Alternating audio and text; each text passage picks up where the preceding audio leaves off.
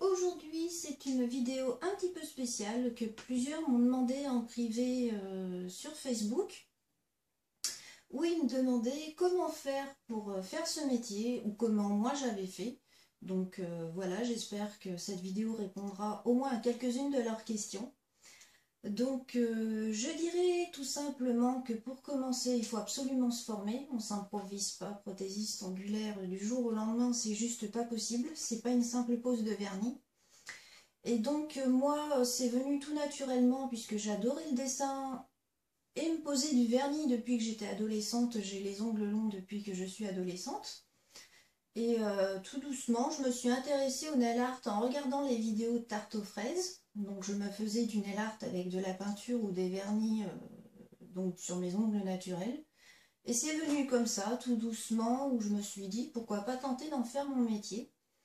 Donc déjà, je me suis dit avant tout, on va voir si c'est faisable. Donc j'ai commencé à m'acheter un petit kit, tout simple, avec vraiment les gels de base, la petite lampe UV, voilà.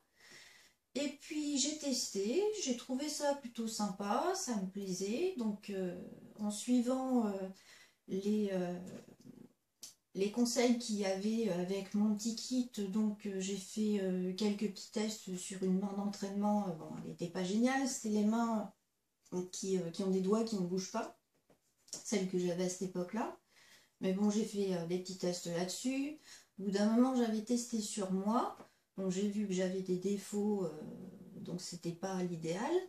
Mais j'ai continué à m'entraîner. Puis au bout d'un moment, je me suis dit que ça me plaisait vraiment. Donc pourquoi pas justement me lancer pour de bon.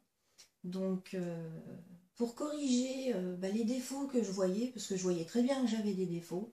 J'arrivais pas à faire des ongles parfaitement droits, j'arrivais pas à faire des jolis French, j'arrivais pas à faire les formes différentes, j'avais beaucoup de mal à trouver comment on faisait ça.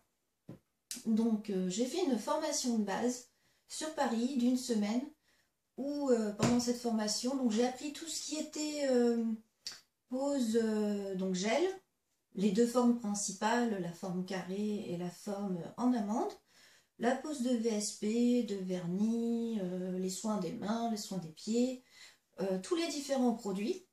Donc il y a une partie, ça durait une matinée, où on nous a expliqué toutes les sortes de gel par exemple, et à quoi ils servaient. Donc ça a l'air bête comme ça, mais au final ça m'avait beaucoup servi, parce que j'avais appris beaucoup de choses.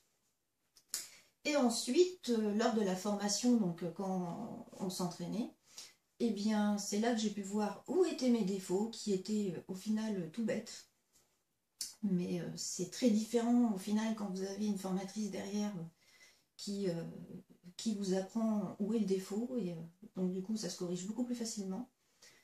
Et du coup ensuite je suis rentrée chez moi avec mon certificat de compétence, puisque j'ai réussi la formation. Donc je précise que c'était une formation où on n'était pas obligé d'avoir le certificat de compétence à la fin, puisque sur la vingtaine de filles à peu près qu'on était lors de cette formation, il y en a 3 qui n'ont pas eu leur certificat de compétence parce que elles avaient vraiment pas assez, leur pose était vraiment pas assez bien faite pour pouvoir l'obtenir, donc du coup elles l'ont pas eu, chose qui m'a surprise parce que ça prouve quand même que c'était un centre qui ne donnait pas le certificat de compétence comme ça. Fallait quand même réussir ce qu'on faisait. Donc j'ai trouvé, bon, c'était un peu dommage pour ces filles, ça m'a embêté pour elles, puisqu'elles étaient sympas, mais d'un autre côté, je me suis dit, au moins, on paye pour quelque chose, on est sûr d'avoir appris quelque chose à la fin.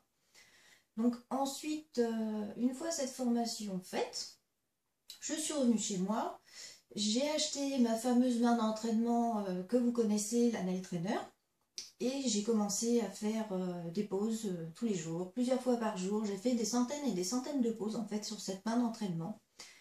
Et puis évidemment sur mes propres mains, puisque c'était plus facile sur moi que de demander à d'autres personnes.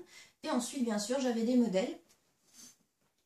Et ces modèles, c'était tout simplement mes sœurs, mes nièces. J'ai beaucoup de sœurs et beaucoup de nièces, donc c'est très pratique. Et puis donc j'ai pu m'entraîner en plus sur différents types d'ongles, des ongles en forme de griffe, des ongles courts, des ongles qui étaient un peu rongés, tout ça, donc c'était parfait. Une fois que je me suis bien formée sur ce que j'avais appris au niveau des bases, que j'avais bien mon protocole en tête, que j'avais en plus réussi à réduire le temps que je mettais pour faire une pause. C'est là que j'ai décidé d'aller plus loin. Donc je me suis formée toute seule, même si ça n'a pas été évident, puisque je n'avais pas les moyens. Je me suis formée toute seule pour faire les stilettos ou toutes les autres formes qu'on peut connaître en prothésie, avec les conseils de d'autres filles qui étaient passées par là sur des forums spécialisés. Je leur mettais des photos, elles me disaient juste ce que j'avais à modifier pour que ma pose soit parfaite. Donc en général ça allait assez vite puisque j'avais déjà toutes les bases qui étaient acquises.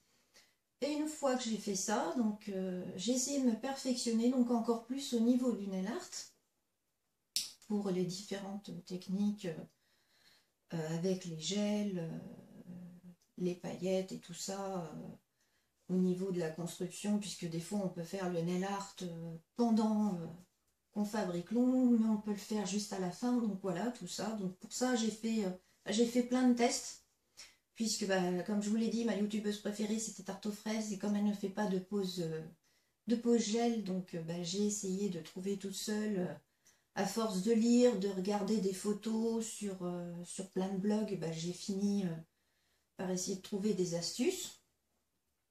Donc je vous conseille de faire pareil si vous êtes autodidacte.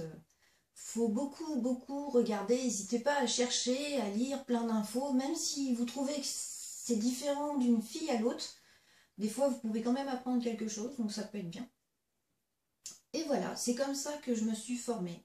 Après, si vous avez plus de mal pour démarrer, si vous n'étiez pas déjà un petit peu expérimenté, ne serait-ce qu'en nail art, je vous conseille quand même de faire une formation déjà de base, de vous entraîner et ensuite de faire un perfectionnement. Je pense que ce sera beaucoup mieux, puisque le perfectionnement vous permettra déjà de rectifier peut-être les derniers petits soucis que vous aurez au niveau de vos poses, et ensuite ça vous permettra justement de réduire ce temps de pause, puisque c'est quelque chose qui est très dur. Une fois qu'on ouvre son salon, arriver à respecter des horaires, donc moi j'avais des horaires qui étaient très particuliers, puisqu'avec mes problèmes de santé je ne prenais que 2 clientes par jour et pas plus, mais justement tout le monde ne fait pas comme ça. Donc la plupart du temps quand on veut être prothésiste ongulaire, c'est pour avoir plusieurs clientes par jour, donc